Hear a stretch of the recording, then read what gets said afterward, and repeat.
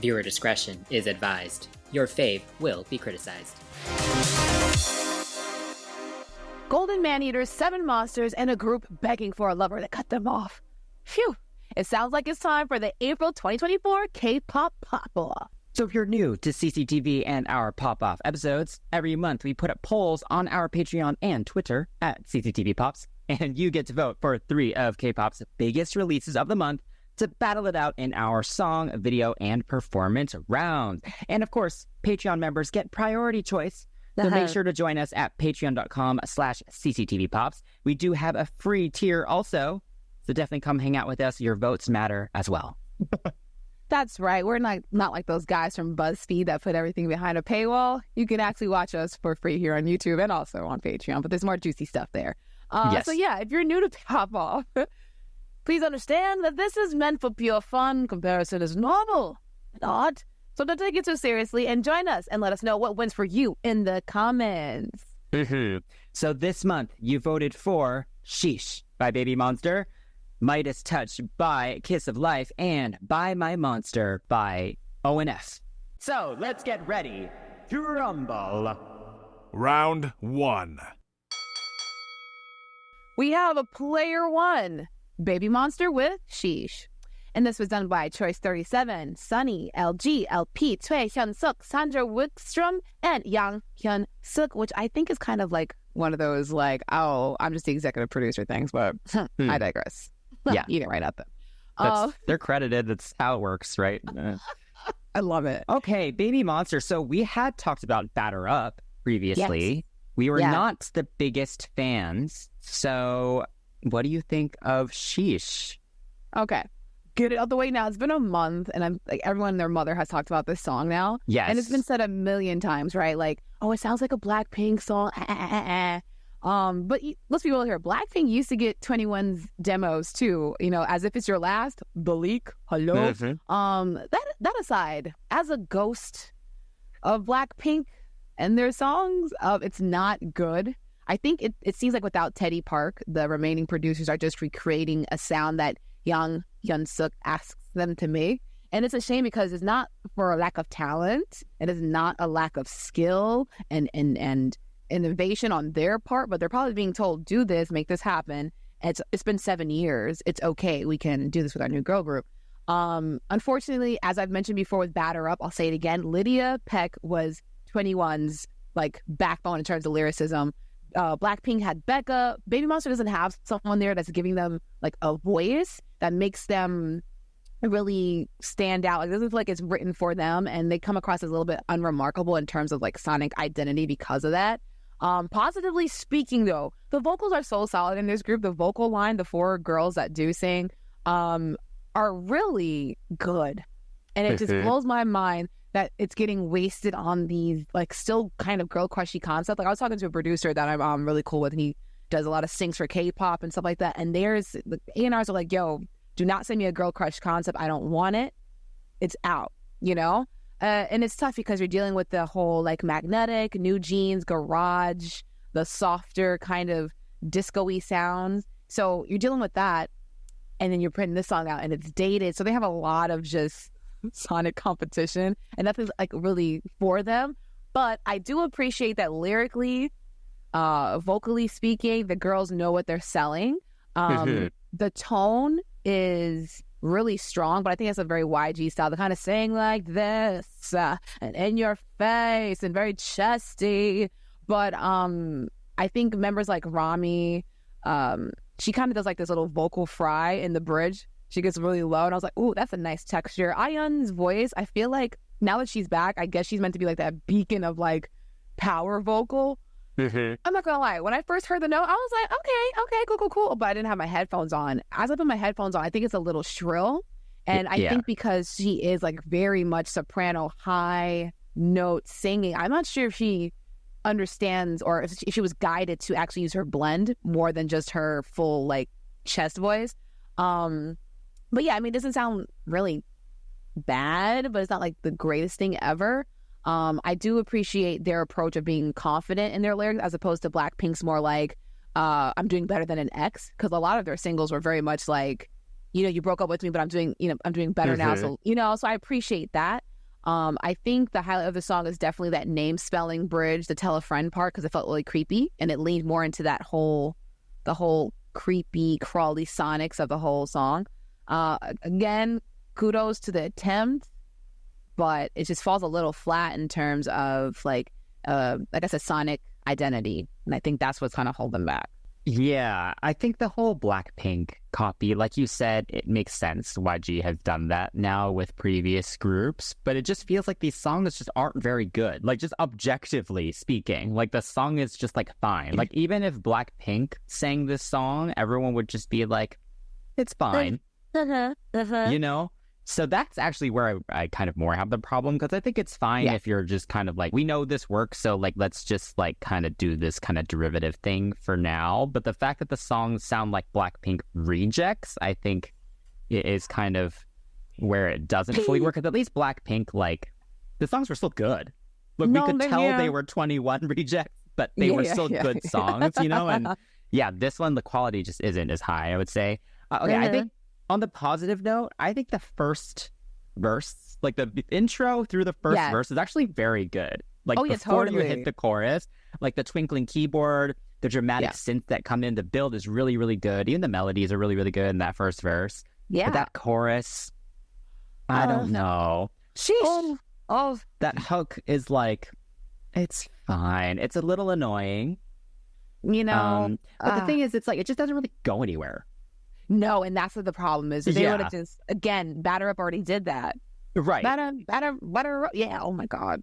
So it's just like, it's just like, when by the time it ends, you're just like, okay, like it's a very underwhelming chorus. No, I think the rap section was good. I think the flow is good between those three members. The confidence is there. The execution is good. Lyrically, it just felt very uninspired though, because it's just a lot of like, boom, pat, pat, bow, pow. Up, click, click, clack, clack. Like, it's like, okay, like you couldn't think of anything else to do there. You know? I mean, Korean is very multi-syllabalistic. I'm kind of surprised. You're right. It just feels very like uninspired. Yeah. But I agree with you. Like you said earlier, the vocal execution overall is great. There's so much potential there. Yeah. I see what they were trying to do. Again, we get this kind of outro that's supposed to be just like a completely different kind of feel. But honestly, once you get to that point, like I'm already kind of over the song. So it just doesn't take it to the place that I think that they thought it would. It was going to go, yeah. So yeah, it sucks because I do think this group is very talented. Yeah. But these songs so far just do nothing for me. Yeah, that's the tough part. Oh, yeah. Well, moving on to the next girl group, we have Kiss of Life with Midas Touch. And this was done by Mia, Ondine, Samson, Strawberry Banana Club, and Jo Yoo Kyung. And shout out to, I forgot which member of Junebus did this, but Junebus was a company that I used to work for. Shout out to them. They can write it. That whole team is awesome. This is like a new writer, I think. But anyway, Midas Touch. So what do you think about this one? Because I was thinking about you when I listened. I was like, ooh. Oh, yeah? That's funny. It is quite on brand for me because it is so reminiscent of the 2000s girl groups. Yeah. And just that sound at the time that is just kind of like everything I love. And a lot of Kiss of Life's discography is that as well, which I love. But they're growing like in a really great way. Like the confidence has grown so much as they've kind of gained this experience. Yeah. And there has always been this kind of like slight R&B tinge to all their music, but now it just seems a little more genuine. Like they're actually kind of feeling it a bit more. Yeah. Like the confidence is there. So it's just, I feel like it's getting stronger. So I think this is great. I think the production, it does have that kind of understated 2000s thing to it. Where it kind of doesn't really go anywhere. It's kind of the same thing looped kind of almost the entire time. Yeah. But it works in this case because you can tell that's kind of what they're going for. And the vocals are good enough to kind of carry it. I think the cheerleader kind of type bridge was really fun. I do wish the ad-libs at the end were just a tad more powerful because that's what would have happened, you know, like if Little Mix sang this or if, I don't know, the Cheetah Girls sang this or something. No more Cheetah Girl. They would have killed this. Let's just be real. But Yeah, they would have done a bit more just at the end there. Yeah, I think. totally. Yeah. That's what would have really been like, oh my God, this literally could have been released by someone at that time. But yeah, overall, I'm a fan. It grows on me each time I hear it. Just very much on brand for me, this one. I agree. When I heard it, I was like, ooh, yay, ooh. Like you said, it sounds like 2000, but it also has 90s influence because of those like very new jack swing. Shout out to Teddy Riley. His grip on K-pop in the past several years has been crazy. But yeah, I appreciate the retro sound because, as I mentioned previously, there is such a focus on drum and bass, garage, disco, and just chill sounds in K-pop, which is fine. But then we're like getting vocals where people are singing like na na na na na na na na, yeah, and then they have to actually sing out, and they actually cannot do it because it's a different tone from singing in the studio to on stage. Not trying to shade those Seraphim, but they're like the most recent like group that has faced that, where they kind of whisper sing. Yes. And now they're feeling the effects of it. They're singing with all of their chest. And even if they're singing breathy, it's still na, it's projected. It's not just like I'm singing in front of a microphone. So I really do appreciate that. Excuse me. You know, when I was listening to the song, I was like, this is giving me like, it has that in your faceness of pop singers from the retro. It's still retro, but it has in your faceness like Willa Ford's I Wanna Be Bad, or like Pink when she was a light-skinned black woman back in the day, or even groups like Mystique. You know what I'm saying? Like Pink's most girls kind of felt like this to me, but not so much where it was like a super copy, and I like that. The lyrics are diabolical. They are a warning to the listener. And it's like, I'll eat your love, I've been watching, baby, I'm so toxic. Like, this is the tone that a lot of young girls on the internet are really embodying. Even in real life, I talk to people sometimes and they'll be like, men for what? Or like, what do you need a man for? I don't think it's nice. I don't agree with the sentiment whatsoever. But this whole like, I'm getting a free dinner, or like, I'm going to put my little, dark feminine power, whatever. This song is kind of that. And I think it's all over the internet now. And it's also the lyrical content of second gen girl groups. Like, you think Jewelry, you think Brown Eyed Girls, you think even, what is it? Secret. They were just very much like, we're very hot girls, and you're going to figure out why I'm so hot. And I love that because they are very talented girls. You mentioned that the production was really minimal, and I agree. I think the harmonies here and there, especially in the pre-hook, help build the tension. I'm not sure if that's like the person who wrote the song or the group, but it didn't sound like the group because I think it was so processed. Still not a big deal. I appreciate that they have distinct vocals. There's 4 of them, and each of them have their own tone, and I appreciate that so much. There's breathy vocals, punchy ones. Everything's really well executed. And shout out to that lyrical bridge, because each girl sang their part and featured lyrics for a title of one of their solo songs when they like debuted in the beginning. And I was like, oh, that's really cool. It feels more catered to them as opposed to like a demo that they just copied word for word, bar for bar. The only thing I will say, as a like kind of note, is that the chorus is not as big and bold as I hoped it could have been. You know what I'm saying? Like, the song is super short, which is unfortunate, and which is why I think that there is no post chorus where it's just like some harmonies here, harmonies there to kind of really punctuate that Midas touch. So by the time you get to touch you, kiss you, Midas touch, you're done. And I'm like, dang it. It doesn't make me dislike the song, but it just reveals the potential that this song is kind of sitting at. Where if maybe they do a live version of this, they could like take it to the stratosphere. Who knows? But this is one of those songs I'm like, they could still build upon it, but I wish they had more of a bigger chorus. But aside from that, nothing crazy. Nothing wise. Yeah, Kiss of Life is getting up there as one of my favorite of the more current girl groups for sure. So yes. All right. Well, player 3, and this one was voted for on Patreon as the winning one on Patreon. So shout out to our subscribers on that. Yeah. We have ONF with Buy My Monster, and this one was done by Hwang Hyun and Wyatt of ONF. Yeah. And we've never talked about ONF, actually, this show. But this was they won with the song, their second win ever with this song. So congrats to them. And they all went to the military together a few years ago. Yes, I remember that. So they did disappear for a minute. But yeah, now they're all back, and we have a very dramatic song. What do you think of Buy My Monster? I read somewhere that Wyatt wrote the song kind of as the as I think the fan name is called Fuse. Correct me if I'm wrong. I do apologize. We're not familiar with this group, or not super familiar rather. Right. I know I'm definitely not. So shout out to the fans on Patreon. But yeah, I feel like he said that he felt like he wanted to write a song about like, I guess, the going into the army and like leaving and saying goodbye. And I was like, okay, I read it somewhere. I could be wrong. I apologize for giving misinformation, but that's just what I read on Google and other little cute K-poppy websites. But yeah, apparently this song samples the third movement of Rachmaninoff's Symphony No. 2. That's right. Ooh, had a struggle there. You know, I like the sample of classical music in K-pop. It's so interesting because you'll have like Western music sample, of course, obviously Western songs, like obviously like, oh, from the 80s and the 90s and oh, this song from like 10 years ago.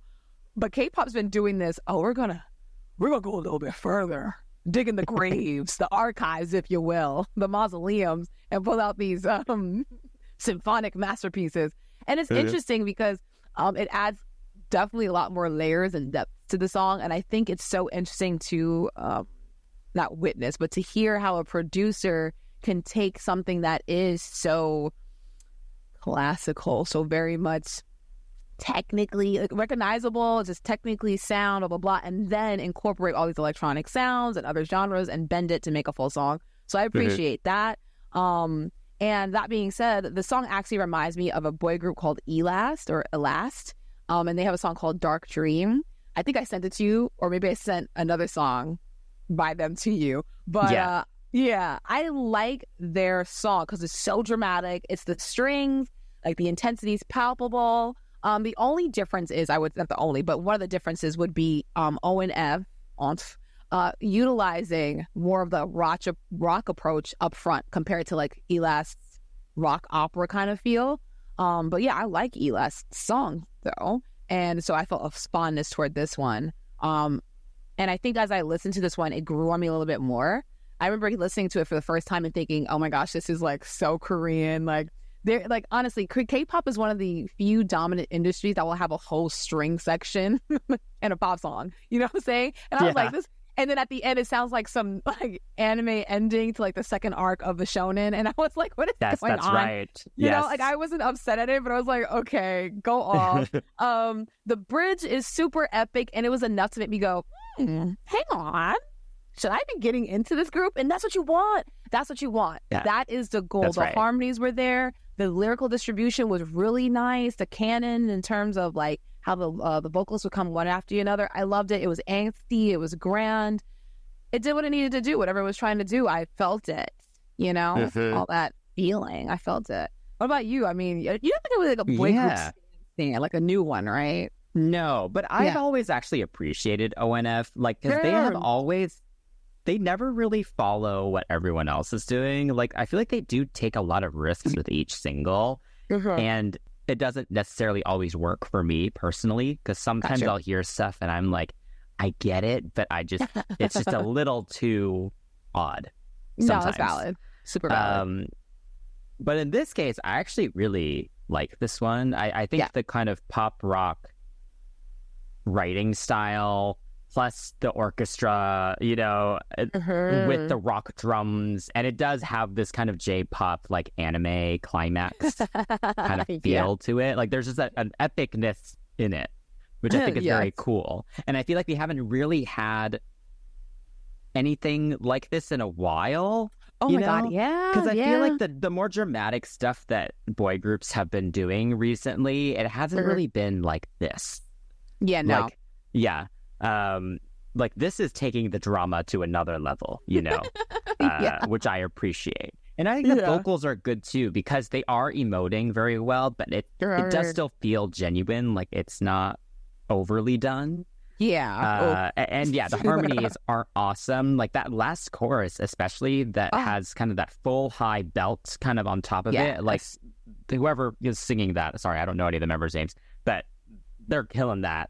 So I think that's a really cool song because it is risky still. It is kind of pushing some boundaries. It does stand out from literally every other K-pop song out at the moment, but it stands out in a good way. And the melodies are still accessible, even though kind of the orchestra and the drums, like, it's all little out there production-wise. Yeah, but the melodies are actually quite pop and safe, actually, in a good way. No, you're like, so nothing- right. Yeah. So I think the song is really cool. And it's another one that has grown on me a lot. I think the first time I listened to it, I was just like, oh, this is like very good. And then each time it was like, oh my God, this is actually like really, really good. Okay, am I tripping? Did you feel Infinite from this a little bit? It was like did. 80s, right? I did. I was like, I think vocally, because I could totally hear, hear Infinite singing this as well.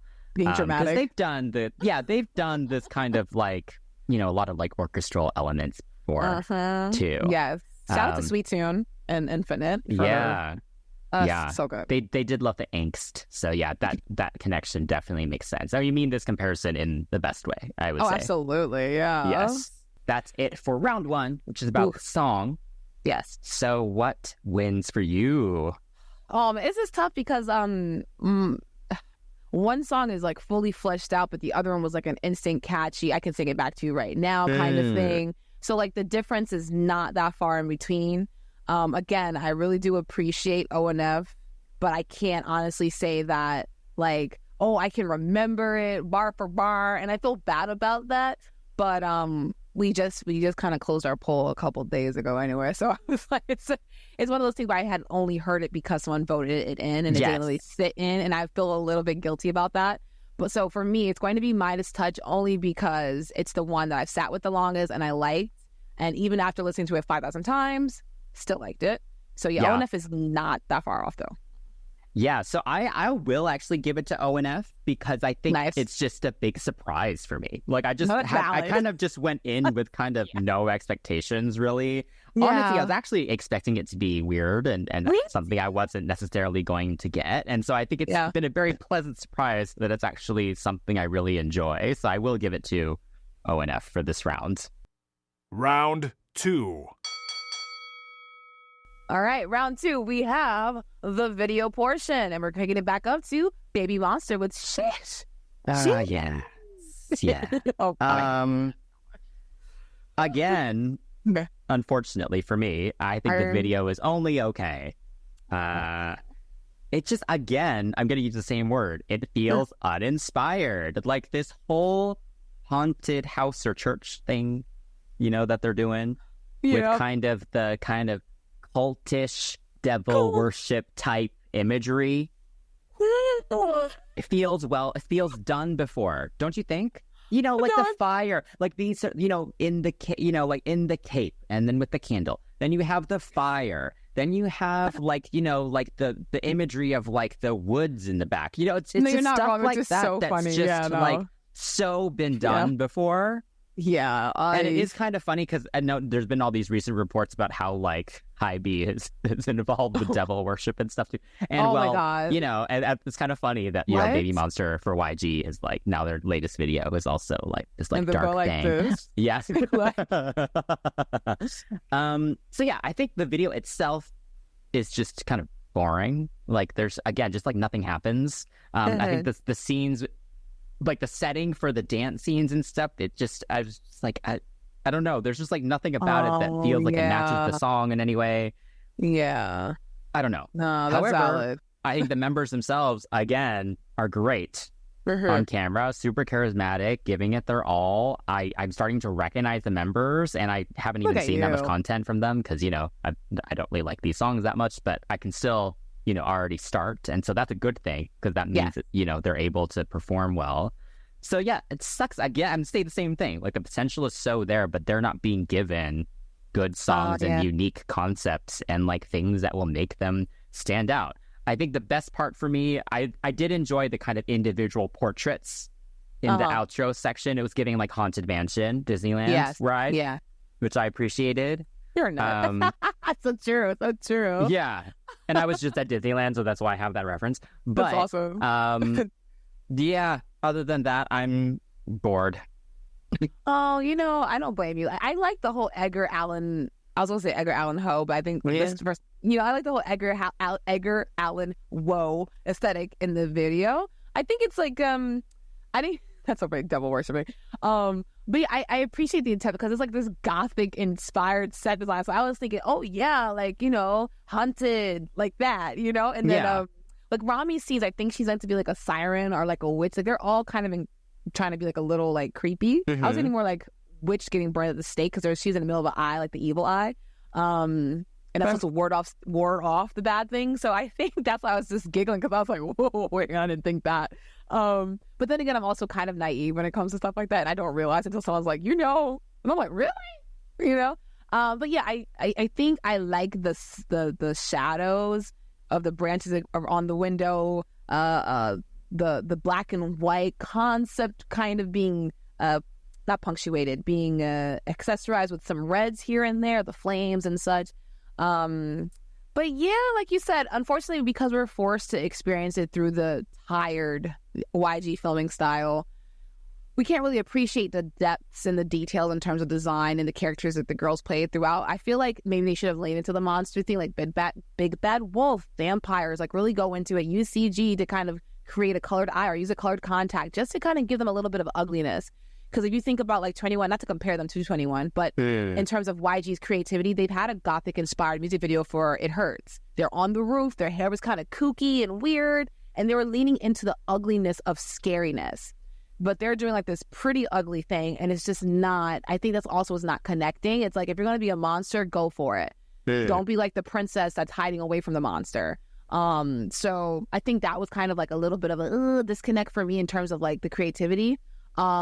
I'm not saying that YG and the people that work there are not talented people. Again, I think they're at the behest of their, whatever that man is to them, and they can't really not do it, and they have to they can't go against the grain or lose a job, I feel like you said, the facials were actually not as forced as in Batter Up. It's a welcome change for sure. I think my favorite scenes were Chiquita's scenes. 'Cause I liked her blonde and black hair. Like, she was giving face, and it was not too much either. I do feel bad that the girls were in the box the whole time. Yeah. Which stinks, because they could have been in the actual forest. There's so many forest and music videos that they could have ran through. Again, going into that whole, Little Red Riding Hood thing. Like, they needed some reality to set the whole picture. There's a lot of just like missed opportunity here for sure for me. All right. Well, moving on to Midas Touch. What do you think of this one?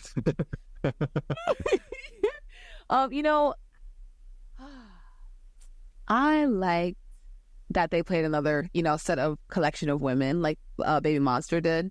I think Julie was Aphrodite and Natty was like a Black Widow. Hanud was like Marie. I don't know, Marie Antoinette. Maybe she was Dracula with the heads on the stakes. I don't know. And Julie was a peacock. Yeah. I don't. Maybe the last two have some more like mythology behind it, some lore.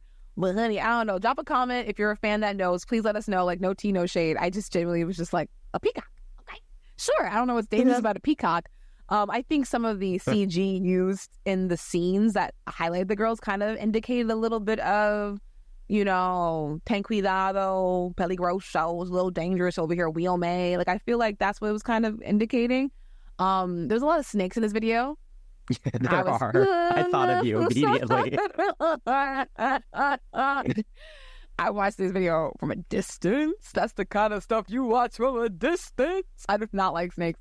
But I get it with the whole Medusa. Yes. Turning men to stone. Oh, God.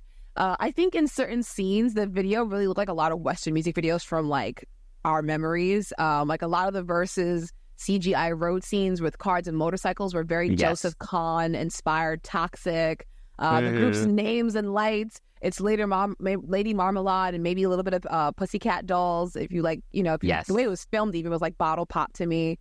The editing in the video is really satisfying. The transitions and the connections from scene to scene with the imagery. For example, the statue's heart breaking and then that's becoming Julie's next set. Yes. Or, like things like that. Or Love the Medusa the transitions head. Like that. Right? Yeah. It's so delicious. And the Medusa's head becoming a hood ornament for the G-Wagon, that bell sitting on that ugly crock of a car.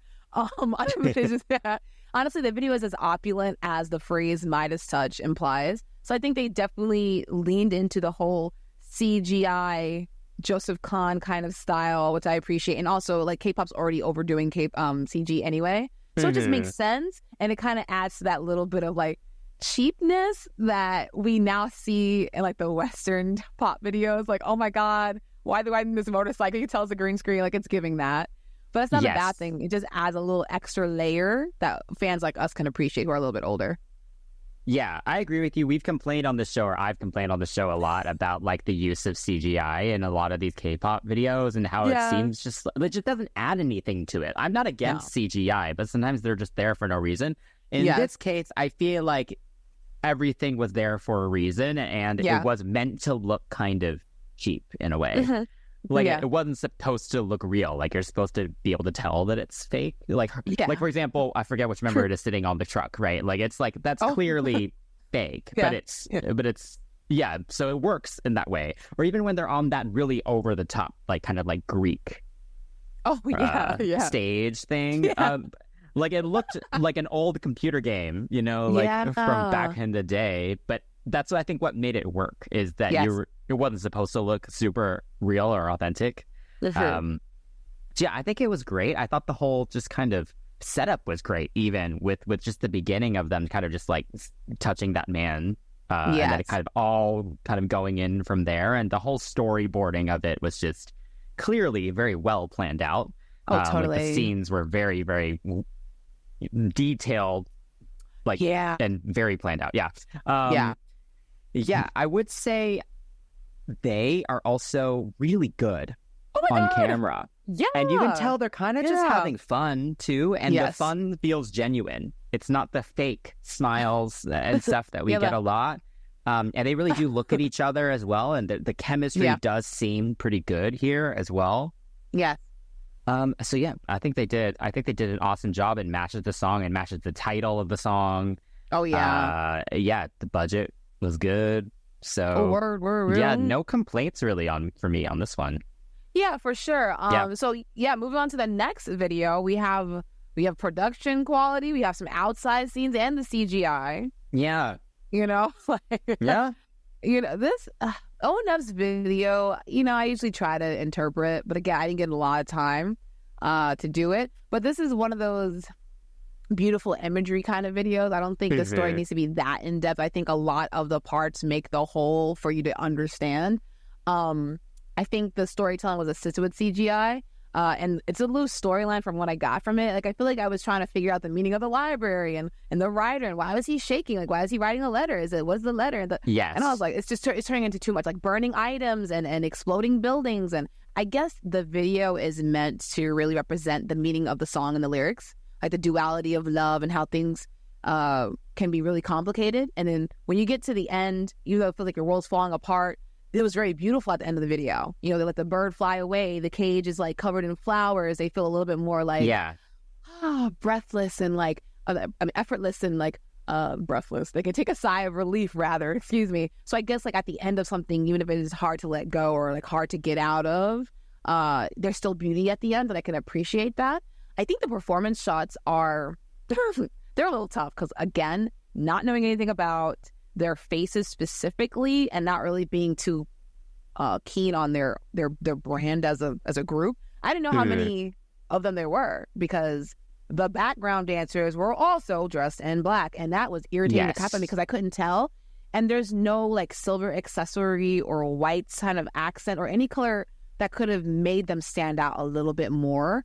And that was tough for me. But again, I think maybe that leans into the whole monster and the man being the same. I don't know. I'm just trying to maybe get into the mindset of what was going on there. Because if you think of it like that, the guys kind of trickle in kind of creepily anyway, and they dance with the group. Like they come in waves, essentially. So I guess that kind of fits. I like the barren apartment dance scenes and the birdcage at the end. Like I said, the juxtaposition and the colors. Again, the duality of the song. And then the hopefulness that the music actually reflects. I feel like this one fits the trajectory and the dynamics of the song the most out of the three, for sure. Okay, yeah. But I felt like it was a little bit disjointed with the CG and the story, and I was getting a little bit like, oh my god! But I get what they were trying to do.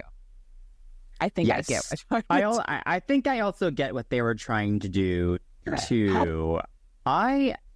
This isn't really the video I was picturing when I was listening to the song. I think it actually personally relies too heavily on the dance scenes. Oh, interesting. Yeah. Yeah. Not that they don't do a good job in the dance scenes, and I think the building is cool, like the setting that they're in. But I feel like the song is so, like, you know, like we were saying, it sounds like it's an anime climax. Like it sounds, there's like just an element of a story there where I actually do think a more literal story would have actually benefited the song. Because, for example, like Big Bang's Haru Haru, right? Oh, yeah. Like there's no dance scenes in it. There's still moments of them like lip syncing and stuff. But it's a really dramatic story. It's basically a short film that it kind of goes through. And I think this song could have done something like that, or could have used something like that.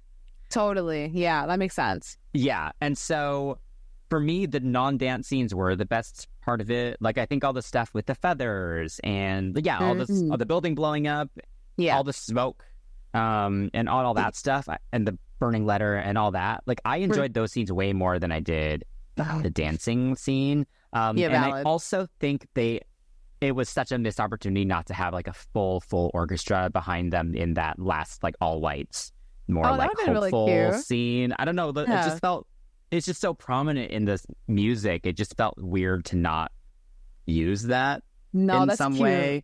So I was really hoping for a really dramatic, like short film type music video, and that's not the direction that they went. Valid. So I just feel like it's just a bit of a missed opportunity. Like I like you said, I get what they were going for, and it does match the song. I just feel like it could have been something more memorable than what we haven't they did. gotten a story. Yeah, we haven't gotten a story in a while. Yeah, I don't think. Yeah, I don't think there's anything about this that makes me want to watch it a bunch more times. Yeah, I know. Valid. That's valid. I agree. Yeah. Well, I don't think it's a surprise which one wins for us this round. No. Sorry, guys. That was like so. Yeah. We're not. Sorry, guys. So yeah, Midas Touch for me. Yes, Midas Touch for me as well. Yeah. Round 3. Now for our final round, and this is the performance and the dance portion. So yes. Wow, that was rough, but yeah. So yes, the performance of the choreography. Yes. Okay, Baby Monster. Okay, I'll start. So again, I think the beginning is great. I feel like my comments for all three of these rounds for the song are like quite consistent, because I think the beginning is really great with them all on the floor. Some great pictures there, very subtle movements, and it builds really nicely into that first chorus. I think the chorus choreography, it's fine. Like I do think moments of it are memorable, like with the kicks and the elbow hits and and it's very strong and it matches the song. So again, it kind of it does what it needs to do. Right. I think what I need to just kind of say on the whole is that the song is just so not great that it doesn't even matter how good the choreography is. Like it's always just gonna, like the performance will always only be just like fine for me, just because I feel like the song just isn't good enough. But the chorus choreography, whoever did that, like they definitely did something good with it, in my opinion. Like I think it's good. It looks fun to do. Yeah. I will say though, I think their strength as a group, and maybe this kind of goes in line with what you were saying about how they're kind of doing like the pretty ugly kind of thing. That like their strength is the more just kind of like strong, feminine, sassy stuff. So when they try to go a little more like hip hoppy, like for example in the rap, it doesn't feel genuine. Like it feels a little weak. You know, kind of it feels like, you know, when cheerleaders decide to suddenly throw in some hip hop moves, for example, like it just doesn't feel like they're like really like grounded in it. Does that make sense? No, that's so valid. Oh my god. I would say my favorite move actually is that arm wave into the devil horns for the monster horns. Yes. Well, whatever. I'm trying to spare devil them. Horns. I'm trying to spare them from the high B mess. Well, they're not in high B, so it's fine. This is true. Yeah. But anyway, I love that move. I think it's so powerful when they are all just in one line and they stop, and then the arm slowly the snakes up into the thing. That's very, very cool. I also like how they end the song with the bounce. You know? Like Yeah, we don't like a get enough of hydraulic. we love a little, we love a little, what do you call that? Rebound? Reverb? Yeah, rebound? Sure. Yeah. Yeah, of course, they did make a huge deal these past few weeks about performing with a live band on the music show. So I do want to mention that. Band sounded awesome. Like, this is just proof as to why we always say at concerts, like, for sure, artists should perform with a band. And their vocals are pretty good, too. Very, very strong. And their performance ability is good. Like, for such a new group, I thought the chemistry was good. The confidence was good. And it'll just get better from there. So, yeah, I think, like I said, they're doing great. But it just kind of is what it is. Yeah. No, the point choreography for the chorus, was done by Bodily. She's the one who also she did roll over just for your recollection. Got you. And yeah, I like the swinging and the slicing and the kicking too. I think that's what helped. I think because there are more members, we have the benefit of forming bigger pictures as opposed to like with Blackpink, they only had the 4 of them, so they end up recycling a lot of the formations or using background dancers to kind of insulate them. I think watching them perform the dance either in the video, like the performance video, or on live stage, the dance is definitely meant to be simple enough so that when the girls perform, they can actually sing. This is no tea, no shade to any group. Like, not actually dip the shade in the tea if it makes you feel better. Honestly, I get it. When we saw them on the show, they were dancing their behinds off, but that was to catch you and grab you. And obviously it worked, people. YG is not promoting a dance crew. They're promoting a bunch of vocalists and pseudo karaoke rappers. The karaoke part was a little shady, but they're pseudo rappers, right? And they can sing a lot better than some other, 2 to 3 year already debuted groups or some newer groups from like larger companies. And that's saying a lot. Or maybe not saying a lot because the standard for like vocals and K-pop is not that high any longer. But I can think of Farida, Rami, and Ayun being able to sing together and actually maybe being able to belt something out without me worrying about, oh, is that a backing vocal? Oh, are they lip syncing? And I can appreciate that. I think I like watching them perform it because I wanted to see if their visual, like their digital charisma in the video kind of translated on stage. When you're on stage, the adrenaline's going, the nerves are going in, you don't know what kind of face to make because there's no takes. And I appreciate them actually being able to translate that charisma on stage. The rap section, I felt a little weird watching the first 2. That's Ruka and Ayun. But the Japanese member Asa, I feel like even though her rap was legit a bunch of onomatopoeias like a comic book, something about her, she's got a little something going, because Ayun's kind of like the Jenny, so she's kind of like really prissy with her rap. Ruka's a little bit more tomboy-ish, but Asa's kind of somewhere in the middle where it translates a little bit more for me, as opposed to just being on one side or the other. So I think she has a combination of the 2 of them, where it was like Lisa being a little bit more tomboyish, but they didn't have a third person to kind of balance it. And I think the 3 of them together work. But Asa coming through in the middle, or being that last rapper, even in Batter Up, her rap was a little bit better than Ruka, but Ruka is more like fiery when she performs it, as opposed to Asa being a little bit more cool with it. So I think it depends on like what you like in terms of presentation, but I think she stood out to me during the performances for sure. But yeah, overall, aside from the band performances, this was YG standard. They are mildly untouched when it comes to live stages because of how they train their artists. I said mildly untouched. Like from Big Bang on to now, even from one time on to now, like the performance quality always had to be really good. So I think this is kind of like on par with what they usually do. Okay, moving on to Midas Touch. So we are with the smaller group. So what do you think of this choreo? And you learned a bit of it, right? I was gonna say, I learned some of it. This choreography is ridiculously intricate and in a bunch of pockets, and it's such a pain in the butt. I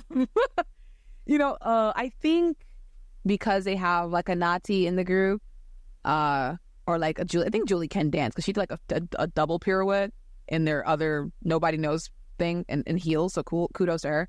But yeah, the dance is meant to be danced. for sure. There's a lot of like little intricate hand motions and such. And there's a lot of dynamics in turn of like them milking a movement and kind of being flowy and then hitting it really sharp. Yes. And I appreciate that. There's a lot of head and hair and flipping and stuff. Yes. So it's tough because in the verses, it's very much like, dang, what's going on? But then you get to the chorus, it's like this very like shaky, boa kind of, I gonna make it kind of like, shimmy. And I'm like, I'm okay with the 2000s shimmy. That is so cute. It's perfect for that.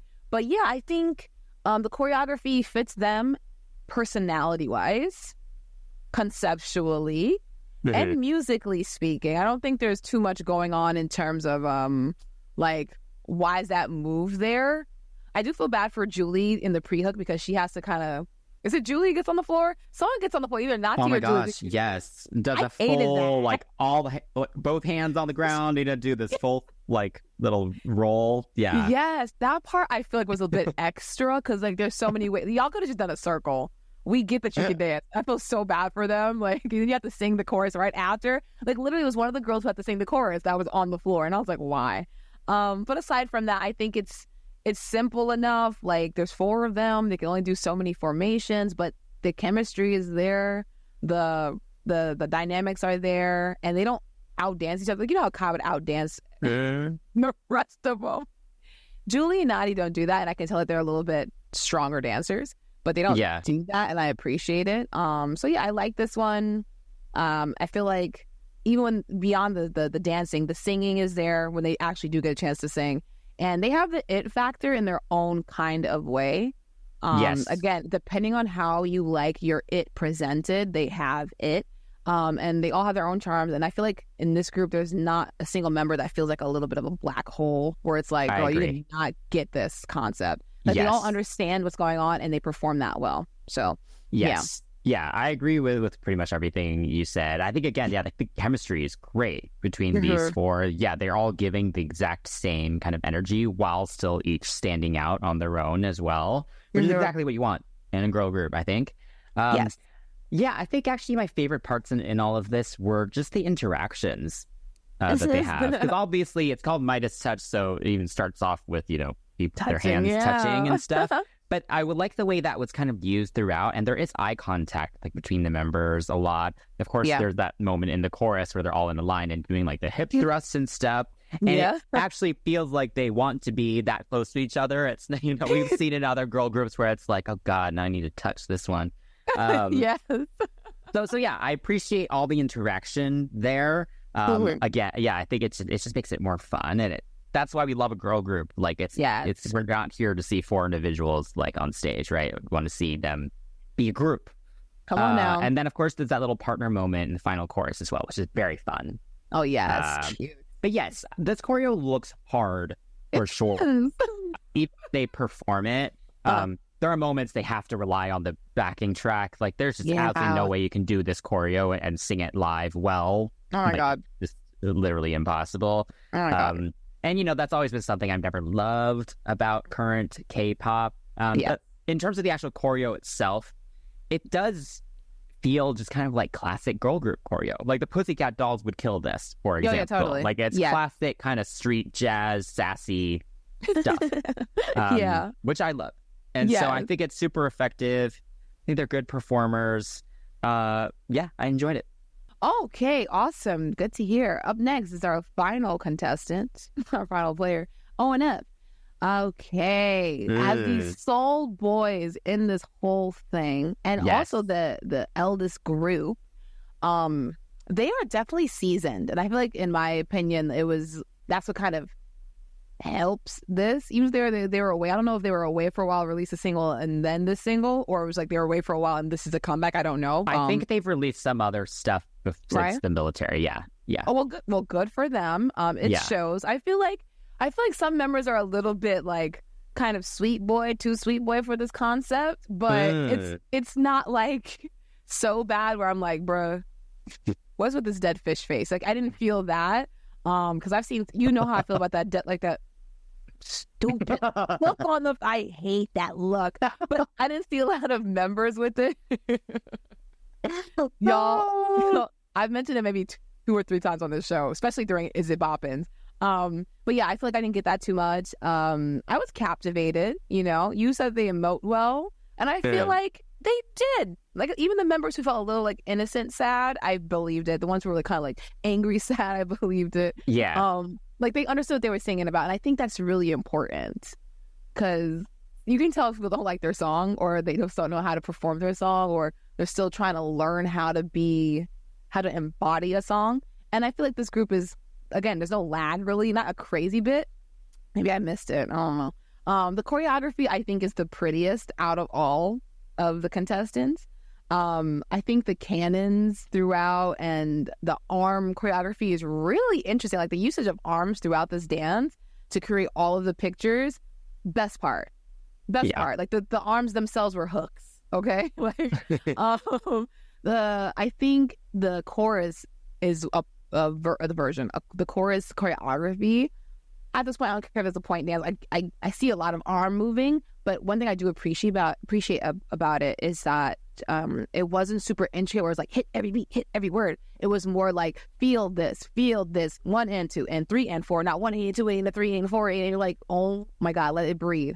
So by the time they did jump into the air and use their arms like in an upward motion, it felt like it was building towards something, as opposed to already being at like 100 and then having them like basically off themselves trying to finish the choreography. I think toward the floor work was cute. The little contemporary moment was really nice.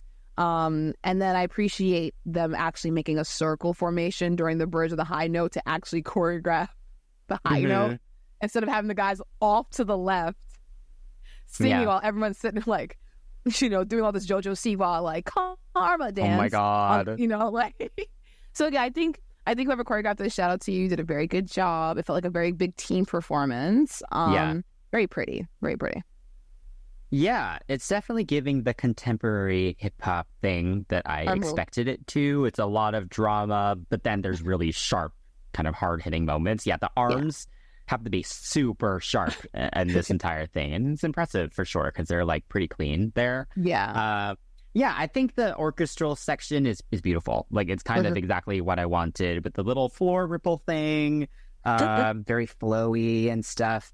And then you do get like more partnery moments too. Like for that second verse, you have that kind of start of the moment. Then like one of them gets like pulled back by all of them. I think it's all very beautiful and effective. I do think the background dancers actually weren't used to like their full potential, really, because I feel like you could have done a lot more, like structurally, I think, with it, because there were a lot of people on stage. Yes. And I don't think it was fully utilized. Like, even for example, like that picture that they make in the bridge when they kind of each have a line. Oh yes. I was like, this feels like such a typical formation of them, just like arms kind of just doing kind of like I was like, they could have done so much more. There's like 20 people on stage. I don't know. No, it's valid. I feel like, so there's little things where I feel like it just felt, I don't know, like there could have been a little bit more risk taken with it here, because I think you can go more artsy. Like, I feel like with this song you can go kind of more interesting. The choreo, I think I said this, like, for example, like what I said with Dreamcatcher, like months ago. Oh yeah.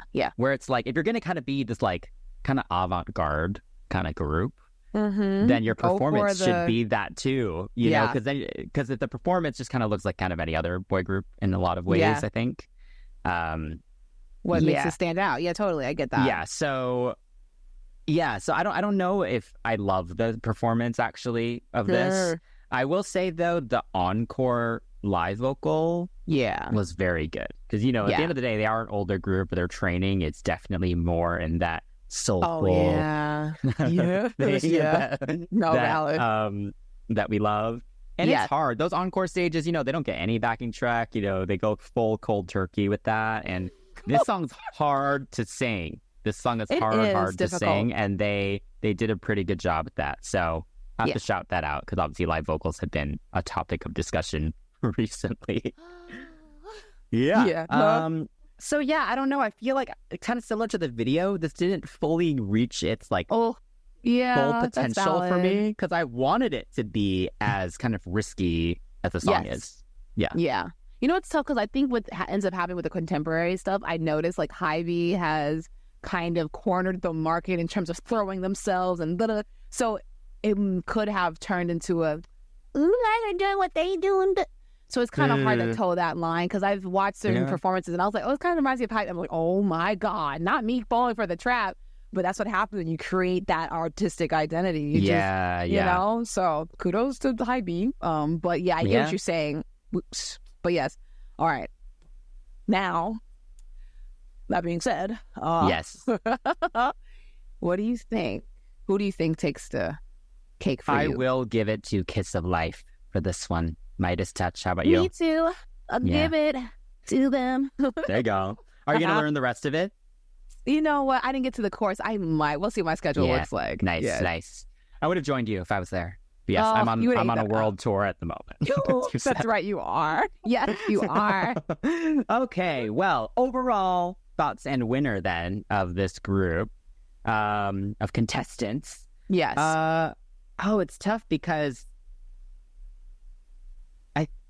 I think I will give it to Kiss of Life as a whole because I just am really excited about them as a group. And if I had to watch a video or a performance again or even listen to a song right now, it probably would be that one, even though I'm so impressed by ONF and will definitely be kind of keeping an eye on them more than I used to for sure moving forward. But yeah, Kiss of Life takes it for me. How about you? I agree. ONF has been at a close second throughout this whole episode. Yeah. Again, I watched the BABYMONSTER show, and I know they have it in them. But again, we are getting it through the lens of YG, so they're not even on the board right now, unfortunately for me, in terms of like giving them a higher score. But yeah, ONF's close freaking second, but Midas Touch, I think, is the overall better package. Yes. Awesome. All right. Well, that wraps up April's Pop-Off. Yeah. So you, viewers and listeners, please let us know what wins for you in each category. Let us know if we missed anything in like the lore of the music videos or anything like that. We always love to be corrected, actually, on this show. Nicely. Nicely. Yes, nicely. So definitely message us at CCTV Pops on all social media. You can also join our Patreon and subscribe and follow us, because we have some really fun episodes. We've got more guests coming on the show. We've got some great interviews coming up. And of course, we have our monthly bonus episodes where we react to other songs that did not make it into the Pop-Off as well. Yeah. So until next time, that is Chantel. That's Chris. And this was CCTV, the non-stop pop show.